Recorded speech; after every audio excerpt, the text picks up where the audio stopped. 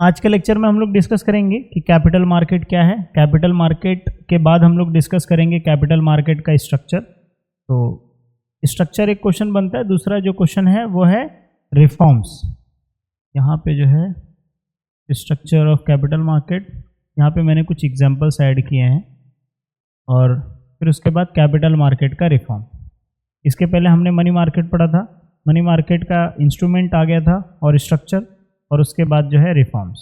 इसमें भी सेम क्या है, कैपिटल मार्केट का स्ट्रक्चर और कैपिटल मार्केट का रिफॉर्म। ठीक है, ये दो क्वेश्चन हम लोग पढ़ेंगे अभी। ठीक है, तो पहले कैपिटल मार्केट क्या होता है वो हम लोग थोड़ा सा रिवाइज कर लेते हैं, वैसे हमने प्रीवियस लेक्चर्स में पढ़े थे। ठीक है, कैपिटल मार्केट क्या बोलता है, कैपिटल मार्केट क्या है, फाइनेंशियल मार्केट है। क्या है, फाइनेंशियल मार्केट। अब ये जो फाइनेंशियल मार्केट होता है, मैंने पहले भी बोला, फाइनेंशियल मार्केट मतलब एक ऐसा बाजार जिधर पे जो है पैसे का लेन देन होता है, उसको हम लोग बोलते हैं फाइनेंशियल मार्केट, एक आसान भाषा में, इजी लैंग्वेज में। ठीक है, अब ये कैपिटल मार्केट एक फाइनेंशियल मार्केट है जहां पे क्या किया जाता है, फॉर लॉन्ग टर्म फंड, मतलब एक ऐसा मार्केट है जहां पे लोग पैसे का लेन देन करते हैं लॉन्ग टर्म के लिए। ठीक है, मतलब हो सकता है 10 साल के लिए, 20 साल के लिए, 25 साल के लिए। ओके, द कैपिटल मार्केट क्या बोला है, फैसिलिटेट मतलब हेल्प करता है, लाइक फैसिलिटेट, और फैसिलिटी बेसिकली प्रोवाइड्स करता है क्या, medium and long term fund for the borrowing and lending both, for both. अब यहाँ पे बोथ क्या यूज किया, एक यूज किया इक्विटी, दूसरा क्या यूज किया है, डेट। जैसे एग्जांपल के तौर पे अगर आप शार्क टैंक देखे कि नहीं देखे एपिसोड, देखते हो ना, नहीं देखा तो देख लेना एक बार। वहाँ पे जैसे कभी कभी ऐसा कोई डील आता है जहाँ पे मान लीजिए वो एक पर्सन बोलता है कि मुझे जो है 50 लाख चाहिए। कितना चाहिए, 50 लाख चाहिए। अब ये जो 50 लाख है उसको 50 लाख की मांग करता है, मान लीजिए 10% इक्विटी पे। कितने परसेंट इक्विटी पे, 10%, मतलब अपने कंपनी में वो 10% उसको हिस्सा देगा और उसके बदले वो क्या मांग रहा है, मेरे को 50 लाख रुपए चाहिए, मेरे को बिजनेस बड़ा करने का। ठीक है, जब बिजनेस बढ़ेगा तो ये 10% का जो 50 लाख आज वैल्यू है, कल के दिन 1 करोड़ हो जाएगा, है ना, ऐसा हो सकता है, उनका फायदा होगा। लेकिन यहाँ पे क्वेश्चन ये है कि 50, ये जो इक्विटी है ये तो हमको समझ में आता है, लेकिन ये डेट क्या है। अब मान लीजिए 50 लाख है, तो अब ये जो एक शार्क है वो, जैसे मान लीजिए मिस्टर ए है एक शार्क, अब उसने क्या बोला कि मैं ना ये 10% लूंगा, लेकिन ये जो 50 लाख है ना, उसमें से मैं क्या करूंगा, तेरे को 30% जो है, मतलब 30 लाख जो है वो मैं तेरे को क्या दूंगा, इक्विटी दूंगा, मतलब 30 लाख क्या दूंगा, ऐसा इक्विटी दूंगा इन्वेस्टर्स। बाकी जो 20 लाख रुपए है वो 20 लाख मैं तेरे को क्या दूंगा, डेट दूंगा। डेट एक तरीके का कर्जा देगा, कितने परसेंट पे, 3% पे, 10% पे, 7% पे, ऐसा अलग से 12% पे, जितना भी लगा लेगा वो। तो अब यहां पे क्या किया उसने, पैसा दिया 20 साल के लिए, 10 साल के लिए, 15 साल के लिए उसने, लेकिन क्या किया, इक्विटी भी दे दिया और क्या दिया, डेट भी दिया। अब सामने वाला जिसको 50 लाख चाहिए उसको लेने ऊपर डिपेंड है कि भाई उसको एक्सेप्ट करना है कि नहीं एक्सेप्ट करना है डील। ठीक है, अब मान ले जैसे एग्जांपल के तौर पे डिबेंचर है, तो डिबेंचर्स कम्स अंडर डेट। समझा कि नहीं समझा, फर्क ये पड़ेगा कि अगर कंपनी डूब जाएगी तो ये जो उसने डेट दिया है, तो डेट उसको चुकाना पड़ेगा, देना पड़ेगा कंपनी को, उसको देना पड़ेगा एक्स्ट्रा, उसके ऊपर वो इंटरेस्ट कमाएगा। पार्टनरशिप टाइप का हो गया बस। वो 20, हाँ ये 20 लाख है तो उससे तो वसूल लेगा, एक लोन की तरह तेरे को भरना पड़ेगा, जैसे एक बैंक को लोन भरेगा ऐसे उसको रीपेमेंट तेरे को करना पड़ेगा, जो भी रेट। हाँ हाँ हाँ, उस, हाँ वही जिस बिजनेस में किया, बिजनेसमैन का वो जिम्मेदारी रहेगा, दैट ही हैज टू पे 3%, 10%, जो भी इंटरेस्ट रेट वो बोलेगा वो। या तो ऐसा भी बोल सकता है कि 5 साल के बाद मुझे फ्री चाहिए, ऐसा भी बोल सकता है कि मैं कुछ भी इंटरेस्ट नहीं लूंगा, मेरे को सिर्फ लोन की तरह दूंगा, इसलिए ताकि मेरे को थोड़ा सा मेरा पैसा अगर डाउट रहे, सिक्योर्ड रहे पैसा रिटर्न का, ऐसा भी हो सकता है। तो समझा डेट और इक्विटी क्या है। तो कैपिटल मार्केट क्या होता है, फाइनेंशियल मार्केट लॉन्ग टर्म के लिए, जहां पे जो है कैपिटल मार्केट में लॉन्ग टर्म और जो है मीडियम टर्म फंड्स क्या करते हैं, बोरो करते हैं, कौन से फॉर्म में, इक्विटी और डेट के फॉर्म में। ठीक है, मैंने एग्जांपल दे दिया आपको, एक डेट एक तरीके का लोन होता है, जैसे डिबेंचर्स का एग्जांपल अपन ले सकते हैं। ठीक है, with in and outside the country. अब हो सकता है कि कोई इंडियन कंपनीज हो, या हो सकता है कोई बाहर की कंपनी, जिसको हम लोग DIA बोलते हैं, डोमेस्टिक इंस्टीट्यूशनल इन्वेस्टर्स, और foreign FII, that is foreign institutional investors. ठीक है, तो लोग अपने कंपनी में जो है अब अपने हिसाब से जो है वो लोग इन्वेस्टमेंट करते हैं यहाँ पे। अंडरस्टूड, कुछ डाउट है यहाँ पे, एकदम अच्छे से क्लियर है। ठीक है। दूसरा पॉइंट क्या बोलता है, the demand for long term funds, मतलब ये जो कैपिटल मार्केट में जो लोग फंड बोरो करते हैं वो लोग कौन होते हैं और कौन लोग प्रोवाइड करते हैं। तो बेसिकली क्या होता है यहाँ पे, long term funds come from the agriculture sectors, trade, business, industrial sectors, individuals, savers, corporate savings, banks, insurance companies, ये सारे स्पेशलाइज्ड फाइनेंशियल इंस्टीट्यूशंस। अभी हम लोग एग्जांपल देखेंगे, डोंट वरी। क्या समझा, राइट, क्लियर है ना कि ये सारे जो है यहाँ से लेंडिंग एंड बोरोइंग जो है यहाँ से लॉन्ग टर्म के लिए जो है होता है, अलग अलग सेक्टर्स जो है डिमांड करता है, ठीक है। And the are the suppliers of the long term, ठीक है। यहाँ तक कुछ डाउट है किसी को? अच्छा, कैपिटल मार्केट को इकोनॉमी के अंदर जरूरत ही क्यों है? देखो, कैपिटल मार्केट के अंदर जो मतलब जैसे कंट्री के अंदर कैपिटल मार्केट का क्यों इंपॉर्टेंस है? देखो, अगर आप और जैसे मान लीजिए अगर हमको कंट्री का डेवलपमेंट करना है तो डेवलपमेंट में इंफ्रास्ट्रक्चर, बाकी बहुत सारे सेक्टर्स को सब बहुत सारे सेक्टर्स आते हैं। अब सेक्टर्स को डेवलपमेंट करने के लिए चाहिए पैसा, ठीक है। और अगर पैसा नहीं रहेगा तो फिर वो जैसे मान लीजिए अगर हमको कोई प्रोजेक्ट्स बनाना है जिसमें जो है 20,000 या 25,000 लोगों को एम्प्लॉयमेंट दिया जा रहा है, या फिर हो सकता है कि कैसे इंफ्रास्ट्रक्चर डेवलपमेंट करना है, ठीक है, तो वो लॉन्ग टर्म के लिए इन्वेस्टमेंट होता है। इसके पीछे लॉजिक ये है कि जैसे मान लीजिए अगर अपने इकोनॉमी को ग्रोथ पेस में लेके जाना है, लॉन्ग टर्म में डेवलपमेंट करना है, तो वहाँ पे जो है लॉन्ग टर्म फंड्स की जो है ज़रूरत पड़ती है, चाहे वो गवर्नमेंट को ज़रूरत पड़े, चाहे वो एक बिजनेस को ज़रूरत पड़े, ठीक है। इवन जो है अगर हमको एग्रीकल्चर सेक्टर्स में डेवलपमेंट करना है तो हमको वहाँ टेक्नोलॉजी देने के लिए जो है we have to provide finance, हम लोग को वहाँ पे जो है उनको एक क्रेडिट देना पड़ेगा। इसको हम लोग बोलते हैं इंस्टीट्यूशनल क्रेडिट। जो हम लोग पढ़ेंगे एग्रीकल्चर सेक्टर्स में, there are two types, institutional and non institutional source of agriculture finance. वो एक क्वेश्चन है, इंपॉर्टेंट क्वेश्चन है, जो हम लोग आगे के लेक्चर्स में डिस्कस करेंगे।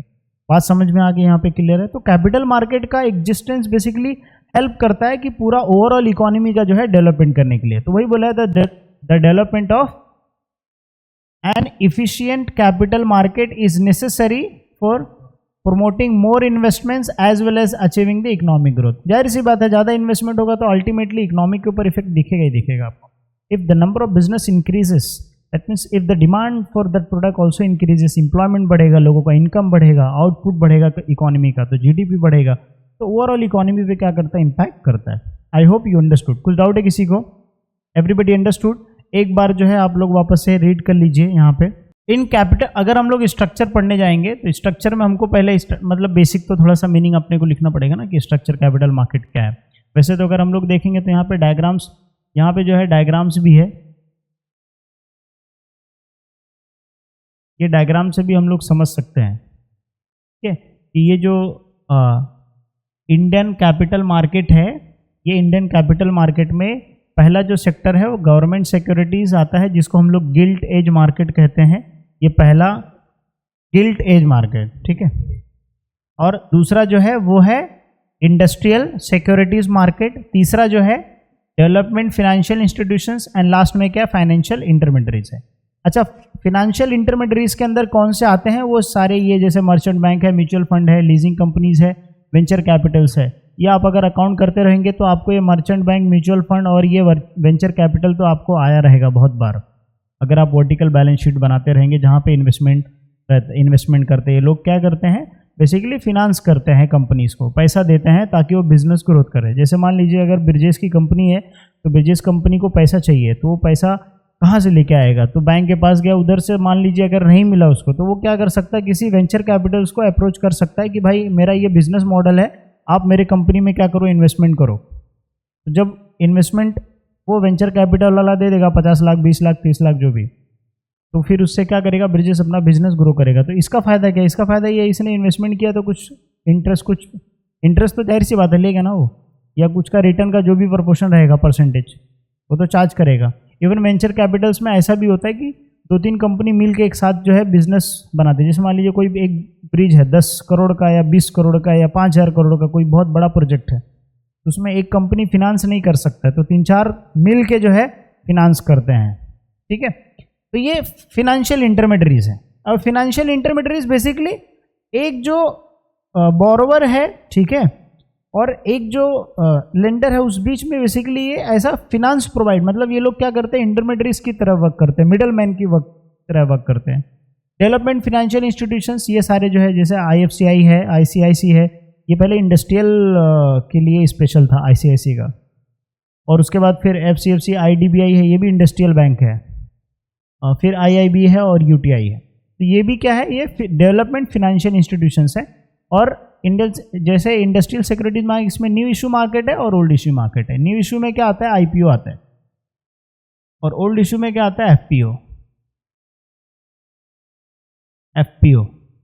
FPO मतलब क्या होता है, फर्दर पब्लिक ऑफर, और IPO मतलब क्या होता है, इनिशियल पब्लिक ऑफर। यहाँ पे जो जैसे रिलायंस के जो शेयर्स ट्रेड हो रहे हैं वो किस में आएगा ब्रिजेश, ओल्ड मार्केट में आएगा। अब मान लीजिए जैसे कोई मामा अर्थ की कंपनी है, वो लिस्ट होने जा रही है, तो किस में आएगा वो, तो IPO में। तो ये स्टॉक्स में बेसिकली आ गया, ठीक है। गिल्ड एज मार्केट में जैसे गवर्नमेंट बॉन्ड्स इशू करता है, ठीक है, वो भी है। इसके अंदर ट्रेजरी बिल को भी हम लोग कंसिडर करते हैं। हालांकि ट्रेजरी बिल जो होता है वो उसके 1 साल ड्यूरेशन होता है, जो मनी मार्केट के अंदर आता है, बट उसकी वजह से जो है कैपिटल मार्केट के ऊपर भी क्या होता है, उसका इन्फ्लुएंस रहता है, इफेक्ट रहता है। कुछ डाउट है यहाँ पे किसी को, एकदम समझ में आ गया स्ट्रक्चर के अंदर क्या क्या चीज़ें आती है। स्ट्रक्चर के अंदर 4 चीज़ आती है। पहला क्या है, गवर्नमेंट सिक्योरिटीज़ है, दूसरा इंडस्ट्रियल सिक्योरिटीज़ है, तीसरा डेवलपमेंट फाइनेंशियल, और फाइनेंशियल इंस्ट्रूमेंट। अगर आपको ये 4 पॉइंट याद है, मतलब आपको स्ट्रक्चर याद है, ठीक है। मतलब कैपिटल मार्केट के अंदर बेसिकली यही सबसे मेन प्लेयर्स है, जो लोग क्या करते हैं, पूरा lending and borrowing of money जो है होता है। नहीं, मेन भी लिखेगा तो भी कोई प्रॉब्लम नहीं है, तो मैं समझाने के लिए पूरा 12th के बुक में इतना अच्छा दिया है, TY के बुक में इतना अच्छा एक्सप्लेनेशन नहीं दिया रहेगा, इतना 12th में दिया है, ठीक है। तो वही चीज़ लिखा है, देखो यहाँ पे क्या लिखा है, in the capital markets there are borrowers who demand for funds and lenders who supply the funds. मतलब जो फंड दे रहा है, उधार दे रहा है, वो सप्लायर हो गया, जो ले रहा है वो क्या कर रहा है, डिमांड हो रहा है, ठीक है। यहाँ तक क्लियर है। और जो चीज़ मैंने आपको बताया वही, capital market consist of 3 segment. पहला जो मैंने 3 बेसिकली 4 बोल सकते हैं। पहला जो है वो कौन सा है, गवर्नमेंट सिक्योरिटीज़ है, जो रेगुलेट करता है RBI, ठीक है, Reserve Bank of India. It also known as gilt edge market, जो मैंने आपको बताया यहाँ पे, ठीक है। दूसरा कॉर्पोरेट डेट मार्केट, और तीसरा जो है इक्विटी मार्केट है। उसी चीज़ को जो है अगर हम लोग एलेबरेट करेंगे तो अलग तरीके से, in Indian capital market widely compose of gilt edge market को हम लोग क्या बोलते हैं, गवर्नमेंट सिक्योरिटीज मार्केट। दूसरा क्या है, इंडस्ट्रियल सिक्योरिटीज मार्केट। तीसरा क्या है, फाइनेंशियल डेवलपमेंट है, एग्जैक्टली। और लास्ट में क्या है, फाइनेंशियल इंटरमीडियरीज। बस यही थोड़ा सा बेसिक जो है इंट्रोडक्शन लिखना है, फिर उसके बाद जो है ये डायग्राम आप अपने हिसाब से ड्रॉ कर दीजिए, फिर उसके बाद इसको एक्सप्लेन करना है, ठीक है। नाउ अब गवर्नमेंट सिक्योरिटीज मार्केट क्या होता है वो देख लीजिए आप लोग। गवर्नमेंट सिक्योरिटीज मार्केट बेसिकली जो है एक ऐसा मार्केट होता है जहां पे गवर्नमेंट एंड सेमी गवर्नमेंट हम लोग बोलते हैं, जिसमें प्राइवेट एंड पब्लिक का दोनों का इन्वॉल्व होता है, उसको हम लोग क्या बोलते हैं, सेमी गवर्नमेंट बोलते हैं, ठीक है। It deals in the government and semi government securities. Government securities are acknowledge as the government debt, obligations और सर्टिफिकेट्स। बेसिकली जैसे मान लीजिए अगर गवर्नमेंट को फंड चाहिए तो गवर्नमेंट क्या करेगा, बॉन्ड्स इशू करेगा। अलग अलग टाइप का जो है ये सर्टिफिकेट होता है। हाँ, ये तो पहले वाला ही था, इसमें हम लोग पहले लेक्चर्स में देखे थे ना। तो क्या समझा अभी तक यहाँ से, कि गवर्नमेंट को अगर गिल्ड एज मार्केट, अगर गवर्नमेंट को फंड्स की जरूरत पड़ती है, they can issue the bond, और बॉन्ड इशू करके क्या कर सकता है, मार्केट से पैसा उठा सकता है, ठीक है। मतलब बेसिकली रेज कर सकता है। Government can raise the fund from the market in capital market. हाँ, मतलब वो देखो बॉन्ड्स में मेच्योरिटी रहेगा कि 10 ईयर्स है, 15 ईयर्स है, 20 ईयर्स है, क्या रेट ऑफ इंटरेस्ट है, कितना पेमेंट है, वो सब चीज़ें मेंशन रहता है। नहीं एग्जैक्टली नहीं, लिमिट नहीं होता है ना उसमें, वो चीज़ में ड्यूरेशन जो होता है वो एक पर्टिकुलर टाइम, लॉन्ग टर्म में मतलब वो कितने टाइम के लिए भी ले सकता है, वो डिपेंड्स होता है, ठीक है, गवर्नमेंट का कितना फंड्स का जरूरत है। सिक्योरिटीज कैरी द फिक्स, देखो यहाँ पे लिखा है, देख जो सिक्योरिटीज होता है वो फिक्स रेट ऑफ इंटरेस्ट होता है, ठीक है। And the investors in the government securities are mainly the financial institution such as commercial bank. मतलब अगर गवर्नमेंट को पैसा चाहिए रहता है तो गवर्नमेंट अगर बॉन्ड इशू किया तो बॉन्ड कौन खरीदता है, कॉमर्शियल बैंक खरीदता है, LIC खरीदता है, GIC खरीदता है, प्रोविडेंट फंड, पेंशंस, ये सारे अलग अलग जो है एक डिपार्टमेंट है, ये लोग क्या करते हैं उसमें पैसा इन्वेस्टमेंट करते हैं। क्यों करते हैं, क्योंकि इनको भी पता है कि दे आर सेफेस्ट इन्वेस्टमेंट, उनको एक फिक्स रेट ऑफ इंटरेस्ट मिलेगा और इनका पैसा कभी डूब ही नहीं सकता, बिकॉज वो गवर्नमेंट को इन्वेस्टमेंट करते हैं। गवर्नमेंट चेंज होगा तो दूसरा government, they have to repayment at the mature, मतलब at the time of maturity. RBI play the very important roles in the capital market, because government का जितना भी वर्क होता है वो आरबीआई ही करता है on behalf of the government. इसीलिए आरबीआई बैंक को हम लोग क्या बोलते हैं, bank, RBI bank governments bank, मतलब दे एक्ट लाइक मतलब they act on the behalf of government. ठीक है, अगर जिसका अकाउंट है, रेजिंग जो भी फंड्स का डीलिंग है वो सब कौन करता है, आरबीआई करता है। ठीक है, कुछ डाउट है यहाँ पे गिल्ड एज मार्केट में? ठीक है, कुछ अगर आपको डाउट रहेगा तो इससे आपका क्लियर हो जाएगा। देख लीजिए यहाँ पे गिल्ड एज मार्केट के बारे में। देखो, this segment deal with the securities issue by the government और सेमी गवर्नमेंट एंटिटीज। तो बता सेमी गवर्नमेंट क्या है तुषार? हाँ, जिसमें प्राइवेट और पब्लिक दोनों का इन्वॉल्व होता है।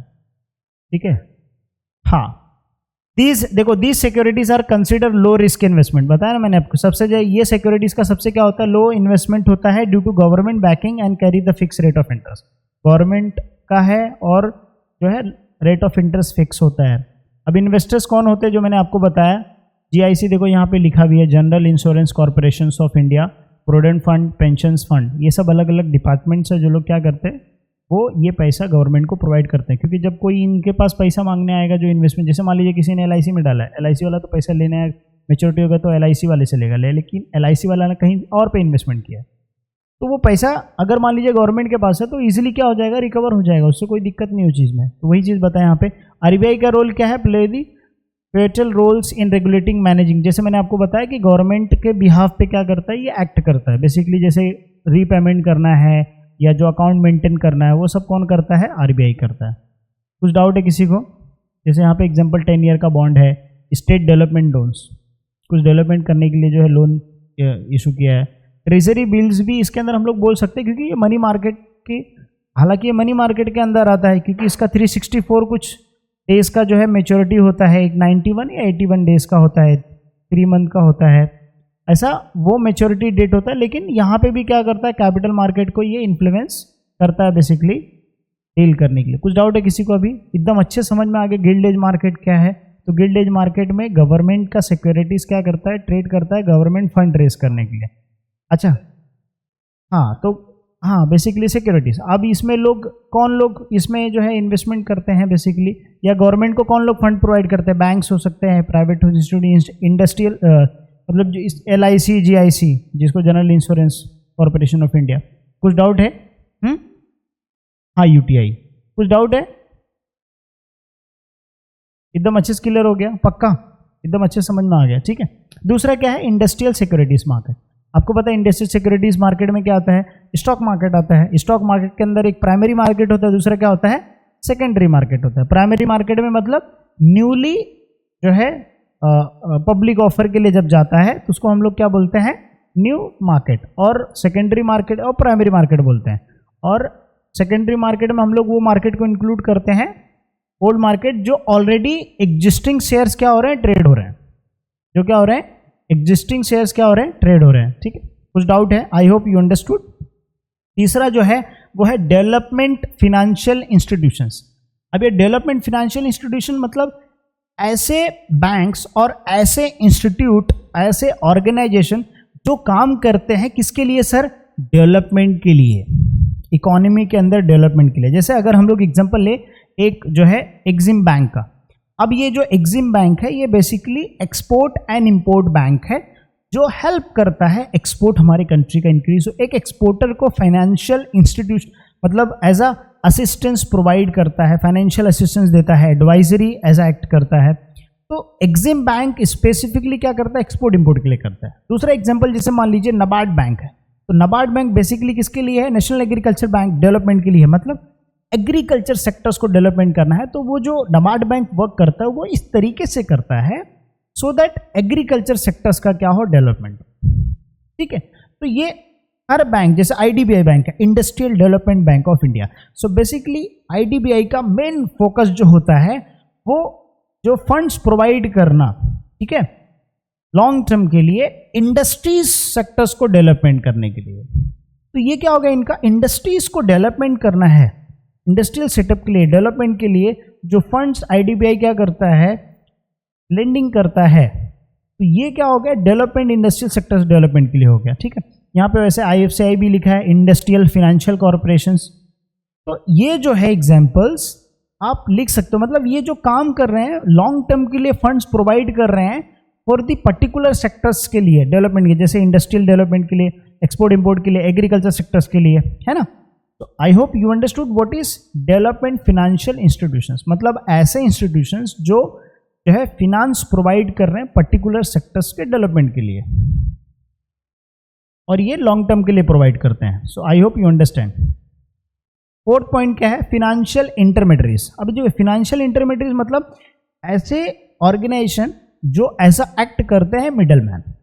अब यहाँ पे मैं एग्जांपल देता हूँ, जैसे फॉर एग्जांपल ये मिस्टर ए है।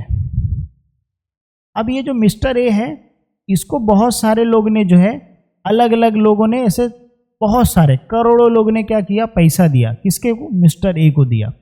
और मिस्टर ए ने क्या दिया, रिलायंस कंपनी में जो है, मान लीजिए कोई एबीसी लिमिटेड कंपनी में या टाटा कंपनी में जो है, कोई भी आप कंपनी ले लीजिए, ऐसे कोई स्पेसिफिक नहीं। अब ये मिस्टर ए के पास पैसा कहाँ है, बहुत सारे लोगों ने थोड़ा थोड़ा करके पैसा दिया, म्यूचुअल फंड के, मतलब वो अपना सेविंग में से कुछ परसेंट दिया, और ये मिस्टर ए क्या किए, अलग अलग बिजनेस में क्या कर रहे हैं, इन्वेस्टमेंट कर रहे हैं। तो अब ये क्या हो गया, ये हो गया, यहाँ पे पैसा कहाँ से लिया, इंडिविजुअल इन्वेस्टर से लिया, और वो पैसा कहाँ पे डाल रहा है, कंपनीज में डाल रहा है, इन्वेस्टमेंट कर रहा है। तो अब he will become, mister A will become intermediaries. तो जैसे भी जो म्यूचुअल फंड्स होते हैं वो सारे इंटरमीडियरीज की तरह वर्क करते हैं, कि इन्वेस्टर से पैसा लेते हैं और वो इन्वेस्ट करते हैं बेसिकली। ठीक है, ऐसे मर्चेंट बैंक होता है, जैसे मान लीजिए मर्जर एक्विजिशंस है, तो उसमें क्या करता है, हेल्प करता है। ठीक है, तो आई hope you understand. Venture Capitals होते हैं जो क्या करते हैं, फंड्स प्रोवाइड करते हैं, बेसिकली इंटरमीडियरीज की तरह वर्क करते हैं।